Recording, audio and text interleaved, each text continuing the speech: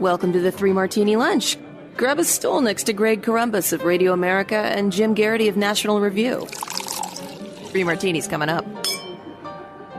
So glad you're with us for the Wednesday edition of the Three Martini Lunch. Jim Garrity is away, and here in his place, Jon Gabriel. He is the undisputed king of stuff. He is a columnist with both Discourse Magazine and the Arizona Republic, and he is the author of the fantastic novel Sink the Rising Sun.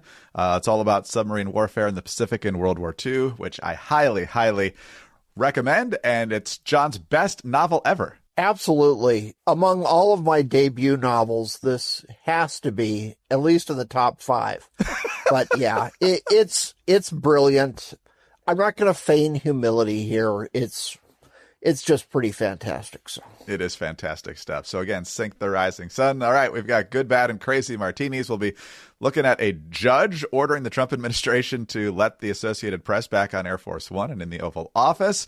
We'll also be taking a look at Democratic attorneys general fighting Trump's executive order on voting, which has them potentially stepping on more rakes. We are going to be taking a look at our good martini now here about EV mandates potentially falling by the wayside here, and some already are.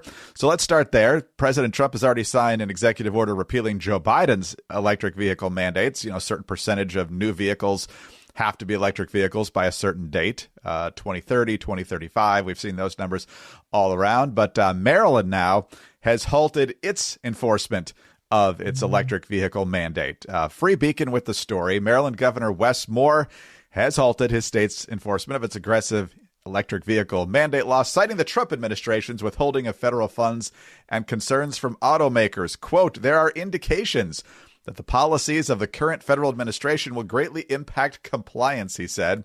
The order from Governor Moore noted that the Department of Transportation has held back funding under former President Biden's $7.5 billion program to build a network of EV chargers across the country, which, as you remember, Jon, I believe produced less than 10 chargers all across the country. So if you're doing an average based on $7.5 billion, not great, but Pete Buttigieg says it's a smashing success.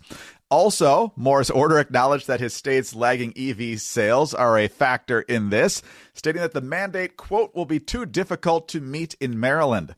Maryland's law requires that 43% of all model year 2027 cars sold in the state must be electric, meaning the mandate would take effect in late 2026. Don't look now, that's about a year and a half away from now. According to the latest data, though, just 13.2% of new car sales in Maryland are electric, far short of the law's requirements. So, Jon, this was always pie in the sky. Even if Buttigieg had done a competent job at this, there still wouldn't be enough charging stations around the country. The practical hurdles to this, in addition to the fact that they're stripping consumers of choice and freedom of movement and all sorts of other things, it's good to see that reality is setting in here, and even the Democrats have to realize this isn't going to happen on their schedule. Yeah, it's fantastic. And like you said, less than 10 have been built. I don't believe it was Buttigieg. I think it was one of his spokesminions when he was Secretary of Transportation. And someone said, is it true that, you're supposed to build all these EV charger stations and you've only completed 3? Somebody reported that. And they went, that's a bald-faced lie. We've built 8. So I'm like, okay, calm down there, Speedy. In my neighborhood, Elon put up about 20 chargers at the main intersection near me in about, 3 days or something like that. So, yeah, the government was never going to do a good job on this, especially under Biden, especially under Mayor Pete. Good for Maryland for changing this, but it is kind of fascinating to see how quickly the pieties and the iron moral laws change depending on the political environment. Before, if you didn't buy a Tesla or other EV, you are basically the devil incarnate. And now, if you own a Tesla, you are the devil incarnate. So whatever is convenient at the moment is what they jump to. This is sanity. People are not rushing to them. A lot of people like them. A lot of people aren't fans of it. They like what they're comfortable with. They like gas-powered cars. And a lot of people, most people, just can't afford the sticker price of getting an electric car right now. And Tesla is one of the few companies that's been able to make a well-performing car with a good price point, but it's still too high. People would rather just buy a used gas guzzler of some type, whoever the manufacturer is. So sanity is returning finally. Good on Sean Duffy from the real world to bring a little bit of real world to the Democratic politicians in Maryland, apparently. Yes, exactly. The story does say that Sean Duffy has frozen the funding for this program to put EV charging stations all over the country. And you're so right about the practicality of this. I looked this up. There are 196,643 retail gas stations in the United States. And obviously, there are multiple pumps per station. Thinking about how quickly you can move cars through there, was it take 5 minutes? 10 tops to fill up. And then you think about the time it would take to actually recharge an EV in most cases. You would need way more charging stations than you do gas pumps. And they're absolutely nowhere close to that. And then, of course, they say you can, you charge at home. But if you don't have a garage, you can't do that. And there's a fire hazard with those things. And so people just don't want to take that risk. Plus the range and just traveling long distances just isn't as practical. And so leaving that choice up to the American people. If you want an EV, go for it. But you certainly shouldn't have to be forced into that, especially with the price point where it is. John, I don't know what it's like around Phoenix, here around the D.C. metro area where, let's just say, the population skews blue. I'm seeing all sorts of magnets and bumper stickers on Teslas. Some of them just have Elon with the red circle and the slash through it, like the Ghostbusters thing. Others say, I bought this before Elon went crazy. It's at least part the liberal virtue signal of, I'm still going to keep this car, but I want you to know that I'm not on their team, so please don't vandalize it. And then, of course, there could be other people that perfectly agree with Elon Musk, slap it on anyway so they don't get vandalized. So what's the story in Phoenix? Yeah, I haven't noticed much of that in Phoenix, and I've driven a couple Cybertrucks have driven by me when I was standing around in a parking lot, then just your more garden variety Teslas, and I haven't seen any stickers on them. What's interesting, too, about electric cars, you mentioned range, and I live in a western state, and if I'm driving around town, that's great, but if I'm going to L.A., that's about a 7-hour drive, and that drive, it's very hot and dry desert. It's not a drive where you're stopping repeatedly for photos.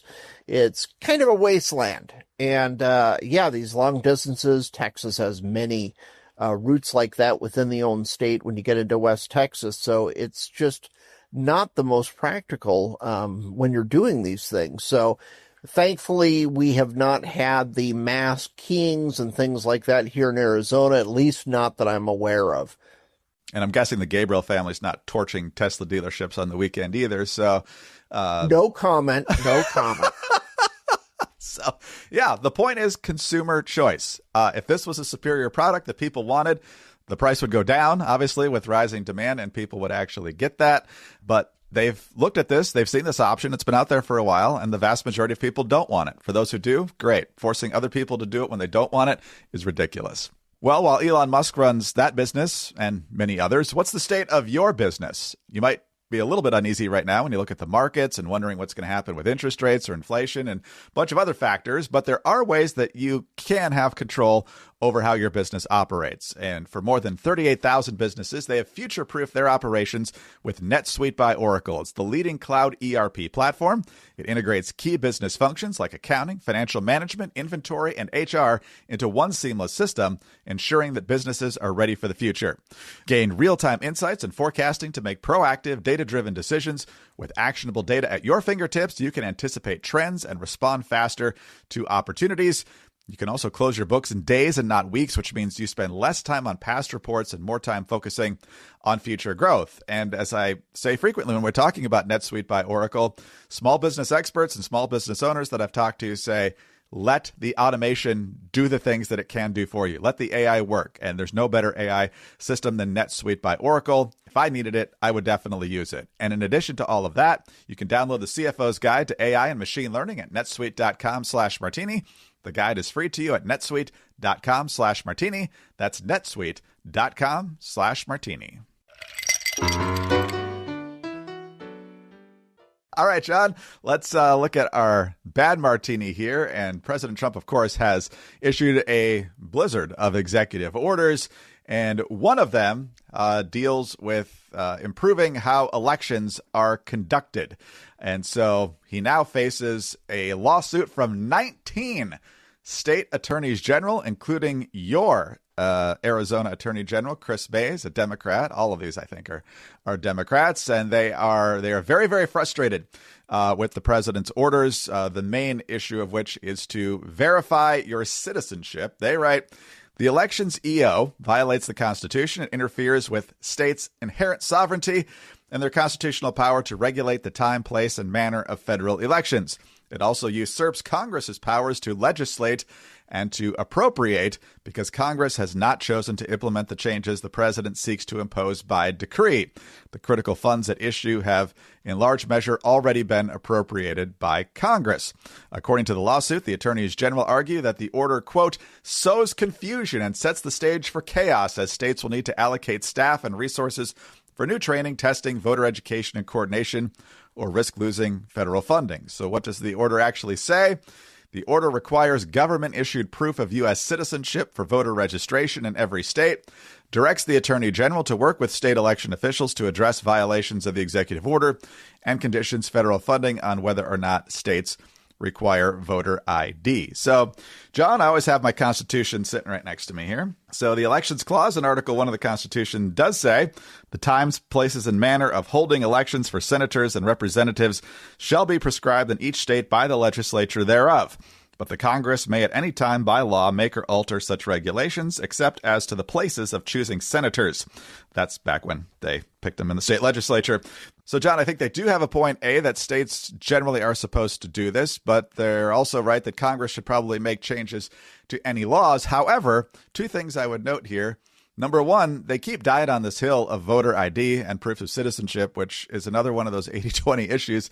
And secondly, weren't Democrats in Congress trying to basically take over elections from the states like 10 minutes ago during the Biden years? Exactly. Once again, this is how the moral, oh my gosh, this is not Jim Crow, this is Jim Eagle. The feds have to take over elections. Hey, guess what? A Republican's president. Now all of a sudden, hey, local control of elections, it is sacred. You cannot touch this. We just constantly see this going on, how they flip-flopped on this.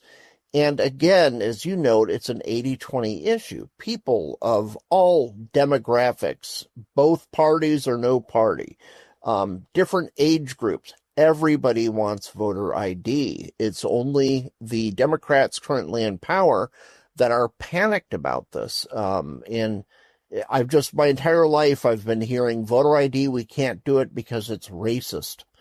People cannot possibly understand how IDs work, which is like basically the most racist thing you can allege about anyone. Everybody knows how an ID works.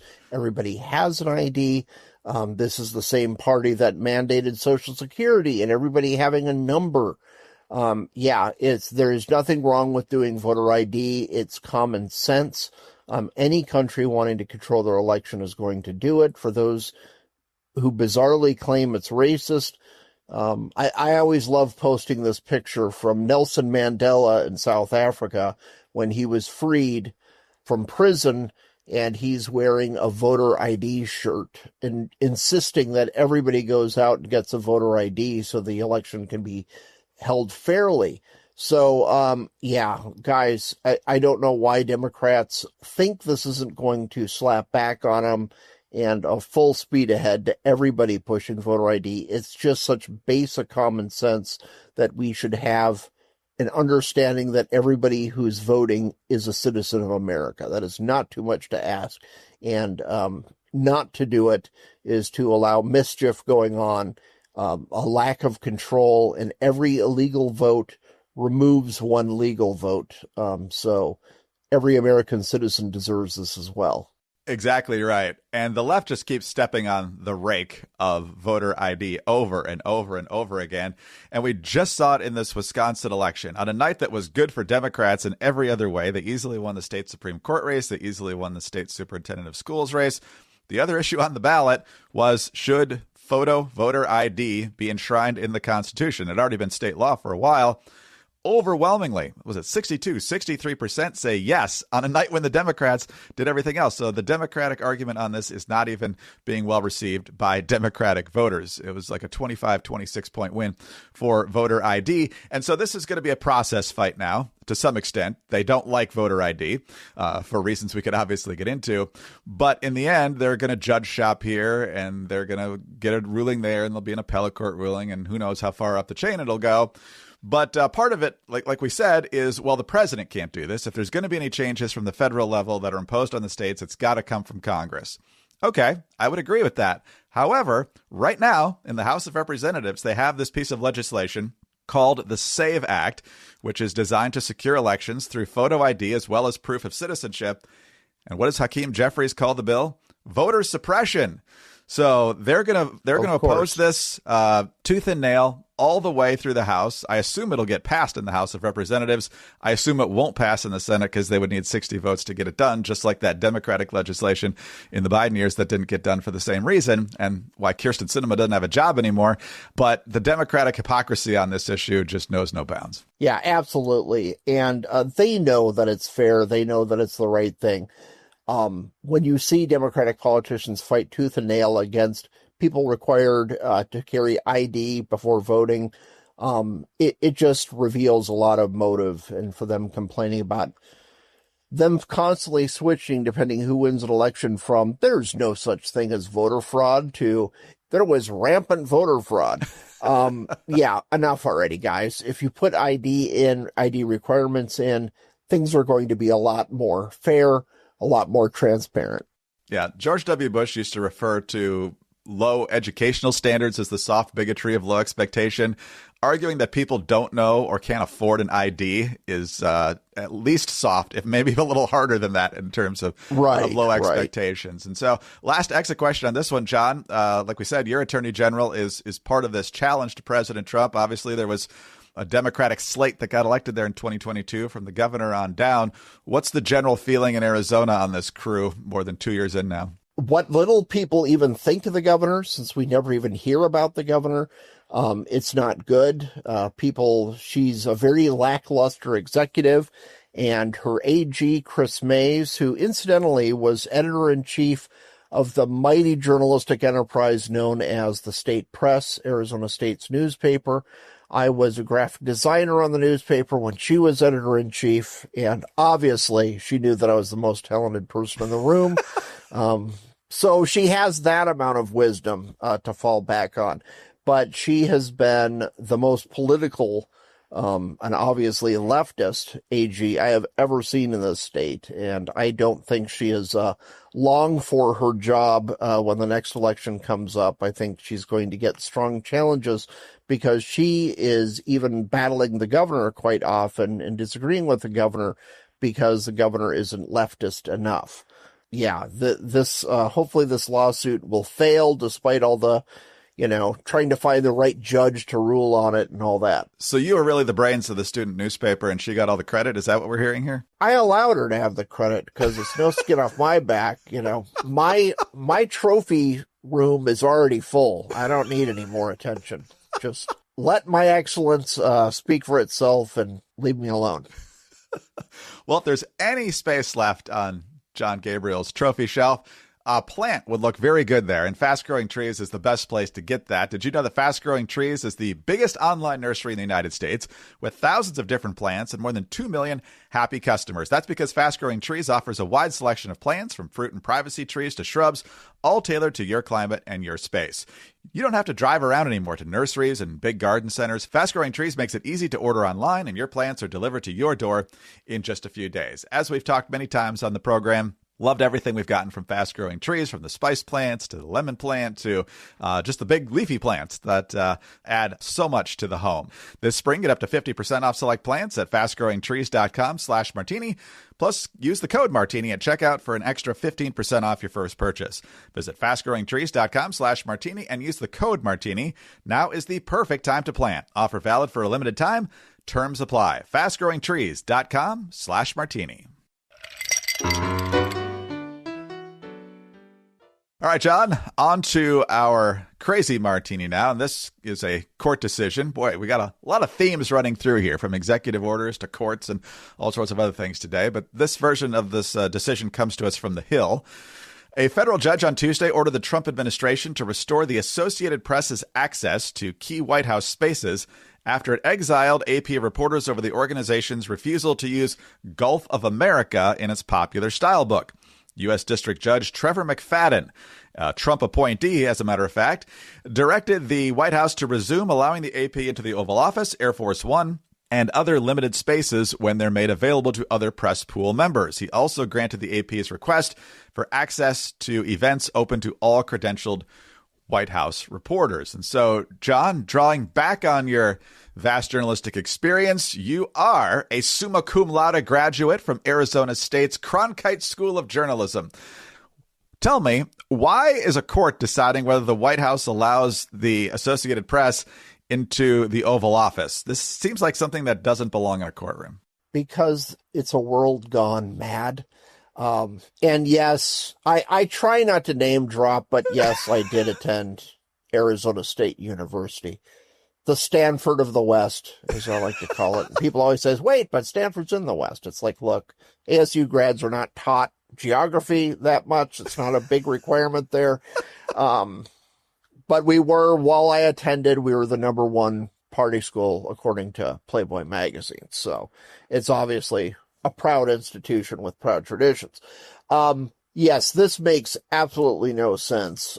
It's as if they found somehow a conservative judge who demanded, I don't know, townhall.com, Breitbart, or someone else to be, oh, you must admit them to the White House press functions. No, you don't have that right, AP. How about doing better reporting? And it isn't about, oh, okay, they don't like Trump. So that's why he's barring everybody who doesn't like Trump. Most of the reporters in there still don't like Trump. They're still admitted. Earn your right to be in that space. There's limited space going on there. You can listen to the press conference and hear everything there. But the AP has beclowned itself for many, many years now, always pushing a very distinct anti-Republican agenda. They have no constitutional right to access to the president. I'm sorry, that's not how things work, because if they did have a constitutional right, that means everybody has a constitutional right. Alex Jones has a right. Every podcaster, Joe Rogan would have a right to have a seat there and send out one of his people. It's just such a ludicrous concept that freedom of the press requires government intervention to help certain press outlets because it's tied to their prestige. Sorry. It's just madness that courts are getting involved in not only stopping big issues that Trump is pushing forward with accordance to his constitutional rights, down to the little ticky-tacky things like this. Yeah, it just seems mind-boggling to me that a court would get involved with this. I don't see this as a First Amendment issue with the freedom of the press. As long as there is a variety of press at these events in these places like the Oval Office and Air Force One, is there any special provision for wire services? I mean, they're not the only one, but I'm wondering if there's a special argument for them, perhaps. Helen Thomas from UPI used to always get the first question. There's AP, there's Reuters now. Do you think that's a factor at all? I think the lawyers will argue it's a factor, but it doesn't make sense. I'm sorry. The White House has limited space and they can admit who they want to. I think that will be AP's argument, but constitutionally it doesn't hold any water since wire services didn't exist when the Constitution was written. And, hey, maybe if the AP did a better job, there would be, I don't know, people clamoring for the AP to be in the room. If you're running a newspaper in Topeka or Walla Walla, Washington, you would want your wire service that you subscribe to be there in the room. Maybe they should find a different wire service that has a little more access because they aren't so completely partisan and have been for several decades. Yeah, and folks can come up to their own decisions as to whether the Gulf of America versus Gulf of Mexico debate is serious enough to warrant what the White House did. But the White House, I think, has the ability to make that decision if it wants to. The White House Correspondents Association has had two big beefs now with this administration. One of them is deciding who's in the pool. They don't like that because the WHCA used to decide that. And now the White House has at least hinted that they might change and take over who gets to sit where in the briefing room. And that has not set well with the major outlets. In fact, I don't know if you saw this, John. Semaphore was reporting this last week that the White House Correspondents Association toyed with the idea of a sit-in where the correspondents from the major networks and so forth just stay in their seats and refuse to give them up if the White House reassigns them to folks outside the major networks and the AP and what have you. So if there's anything that would really rally the sentiment of the American people, something they would truly, truly care about, is where reporters sit in the briefing room. Exactly. I think most Americans would tell reporters where they can sit. Or, it's, boy, the press is so unpopular, less popular, it's them in Congress that's always in a race to the bottom. Whichever party people belong to. People do not like the current state of journalism. They don't trust journalists, and their preening about their special rights and privileges is going to fall on deaf ears with the American people, to say the least. No, I think that's obviously correct. So, but you'll never find a shortage of people in Washington who think highly of themselves. There's right, exactly. No shortage of that. So, Jon, always great to have you with us. Thanks so much for your time today. We appreciate it. Great to be on, Greg. Thank you, sir.